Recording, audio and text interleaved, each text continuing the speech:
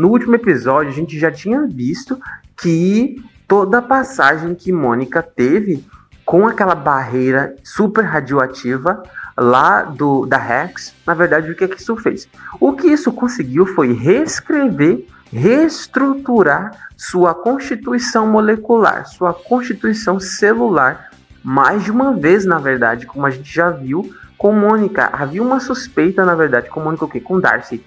Havia uma suspeita de que isso faria uma referência ao câncer, porque a sua mãe teve câncer e morreu de câncer, então houve essa preocupação também, mas não é esse o caso. Só que aí o que acontece, galera? Não funciona, não é do jeito que ela esperava. Ela vai ali com toda a força para Rex, como já havia sido fortalecida com aquele revestimento vermelho que o Wanda colocou da última vez. Então, realmente está muito mais complicado adentrar a Rex. O veículo chega, se choca.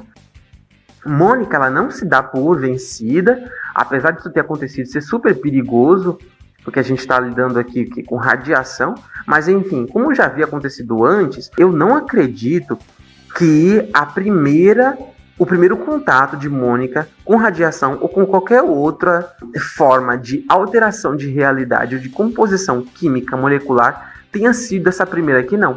Porque como a gente via lá no último episódio, quando Darcy falou para Mônica: ei, isso aqui tá reescrevendo o teu DNA, toma cuidado, isso é perigoso. O que é que acontece? Mônica, ela não fez uma cara de surpresa, entendeu? Ela fez uma cara de que algo havia acontecido antes, que muita gente até comentou isso. Eu também acredito, talvez eles explorem isso em Capitã Marvel ou Miss Marvel, porque algum histórico aqui existe de Mônica já com algum tipo de habilidade. Na verdade, muita gente já estava esperando que isso acontecesse. Ela vai passando, essas novas versões dela vão se mostrando ali.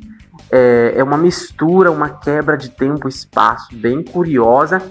E aí, o que acontece? A reescrição, provavelmente, do DNA de Mônica acontece de forma completa. A Mônica, ela expressa suas habilidades, os olhos dela ficam azuis, um pouquinho diferente do que acontece em algumas versões dos quadrinhos, mas aqui nesse caso ela ficou com os olhos azuis. Finalmente, ela pode ser chamada de Capitã Rambeau, Captain Rambeau, ou não sei se eles vão chamar na Marvel de Captain Rambeau, porque nos quadrinhos ela é a primeira a ser chamada de Capitã Marvel, mas a gente já tem uma Capitã Marvel. Talvez o nome dela realmente fique Photon, que a Maria Rambeau usava. Ela toma isso como inspiração, na verdade, nos quadrinhos para poder se nomear. Eu vejo que nesse momento rola uma simpatização do Visão. Ele sente o peso daquilo que aconteceu, porque ele não tinha ideia, ele não tinha as memórias de antes.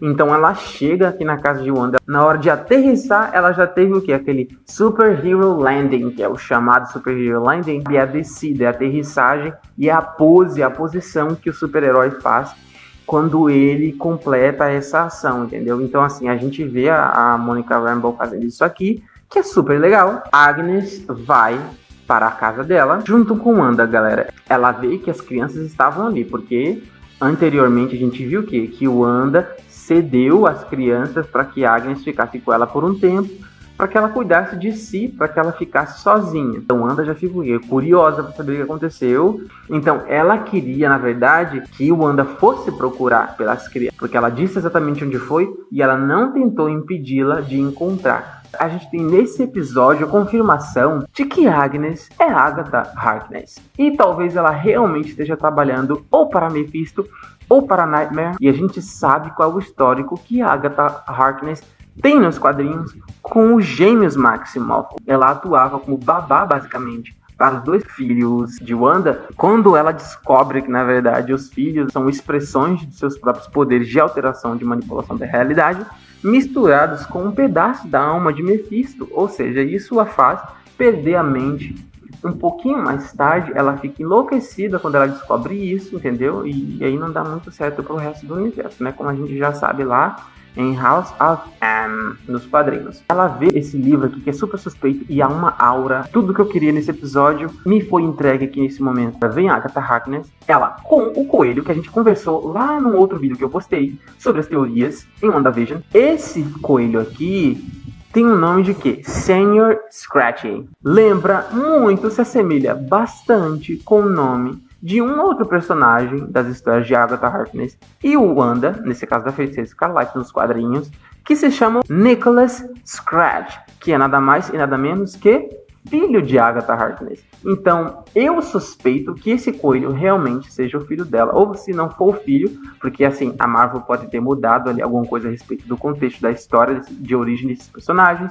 Talvez não seria necessariamente o filho, mas o próprio Mephisto, quem sabe, uma entidade, alguma coisa, um demônio, vai saber, né, galera? Então, assim, tudo é possível.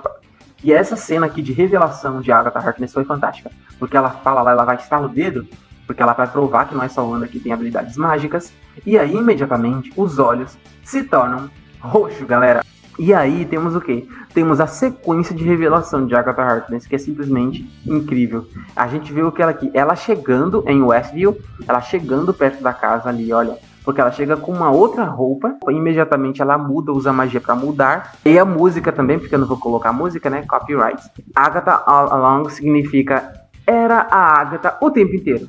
Tipo, desde o início, mostra também flashbacks aos momentos em que nós não percebemos, mas a Agatha Harkness estava manipulando a realidade para que o seu disfarce não fosse arruinado. Se há alguma manipulação de realidade ali, o que acontece? É a Agatha Harkness que faz, que a gente fica sem saber, a gente fica sem explicação, foi ela que fez. Aqui, em outra cena, ela estava do lado de fora, na verdade, controlando a chegada do Pietro, suposto dos X-Men, que a gente tem agora confirmação de que é de X-Men coisa alguma, que ele não veio de universo alternativo coisa nenhuma, não era ele, era Agatha Harkness manipulando, galera. Ela é fabulosa, desde o início lá com a vibe dos sitcoms, já super gostei da personalidade que ela tem, de como ela trabalha o ambiente ao seu redor, como ela interage com as outras pessoas e quão engraçada ela é, sem tentar, sem forçar. Muito entusiasmado para o que vai acontecer nos últimos 2 episódios de WandaVision. Tô muito interessado em saber o que vai acontecer. Os últimos frames são Monica Rambeau encontrando Evan Peters, que é o suposto Mercúrio, que a gente já sabe agora que é Mercúrio coisa nenhuma. Ele provavelmente está servindo de capacho para Catherine Hahn, Agatha Harkness. É isso mesmo, galera. Muito obrigado, pessoal, por terem acompanhado esse novo episódio sobre WandaVision. Não se esqueçam de se inscreverem no canal, de curtirem os vídeos, entendeu? Se você está aí assistindo, por favor, se inscreva no canal. É muito importante para mim, porque eu consigo ter alcance. E conseguindo ter alcance, o canal cresce, entendeu? E eu acho que assim a gente pode concordar que é isso que a gente quer que aconteça, que o canal cresça. Verifiquem as notificações, acompanhem as notificações do canal, assistam os vídeos, deem like nos vídeos e se inscreva no canal, ok? Muitíssimo obrigado, galera. Valeu aí por toda a atenção. Se cuidem e esperem que está vindo mais conteúdo, com certeza. Já postei outros 4 vídeos e mais esse aqui e vai rolar mais. Obrigado, galera. Tchau, tchau.